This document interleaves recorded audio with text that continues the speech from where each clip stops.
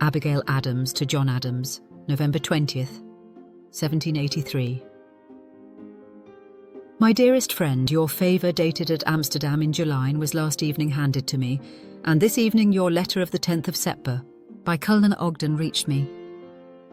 I had for some time supposed that the delay of public business would retard your return, hearing that the definitive treaty was not completed until September, and knowing that the commercial treaty was still to form. I had little reason to expect you, unless your state of health required an immediate resignation of all your public employments.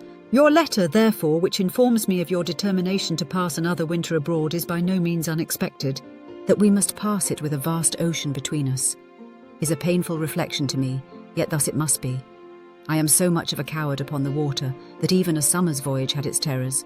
A winter passage I cannot possibly think of encountering. If I was instantly to set about it, I could not adjust my affairs so as to leave them in any order under a month. Mr. Temple and family sail this week. I do not know any person except Mr. Jackson of Newburyport who is going abroad, with whom I should like to become a passenger, and he goes to Ireland. But I have a stronger objection than even a winter's voyage against coming at present. It is the undetermined councils of Congress. They have not yet made any appointment to the Court of Britain. Many are seeking for the place, with more splendid titles if wealth can give them, and many more thousands to claim it with. I am informed that Mr. J has written pressingly to Congress in your favour, at the same time assuring them that he would absolutely refuse the appointment if it should be offered him. But whether you will finally be the person is left to futurity. Of this I am sure that I do not wish it. I should have liked very well to have gone to France and resided there a year, but to think of going to England in a public character and residing there, engaging at my time of life in scenes quite new, attended with dissipation, parade and nonsense, I am sure I should make an awkward figure.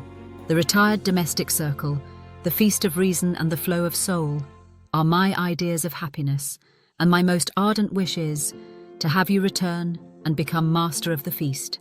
My health is infirm. I am frequently distressed with a nervous pain in my head, and a fatigue of any kind will produce it. Neither of us appear to be built for duration. Would to heaven the few remaining days allotted us might be enjoyed together. I have considered it as my misfortune that I could not attend to your health, watch for your repose, alleviate your hours of anxiety, and make you a home wherever you resided. More says a very skillful doctor depends upon the nurse than the physician. My present determination is to tarry at home this winter, lonely as it is without my children, and if I cannot prevail upon you to return to me in the spring, you well know that I may be drawn to you. One strong tie which held me here is dissolved, my dear parent, who used to say, I cannot consent to your going, child, whilst I live. Another cord, and almost the only one which binds me to this place, is like to be loosed. I mean Mr. Cranch's family, who talk of removing to Boston in the spring. Should this take place, Braintree would indeed become a lonely spot to me. Mr. Thaxter will be able to give me, when he arrives, the best intelligence upon the subject. I hope I shall not miss the French brig which was to sail today, but may possibly be detained. I knew not of her going until last evening.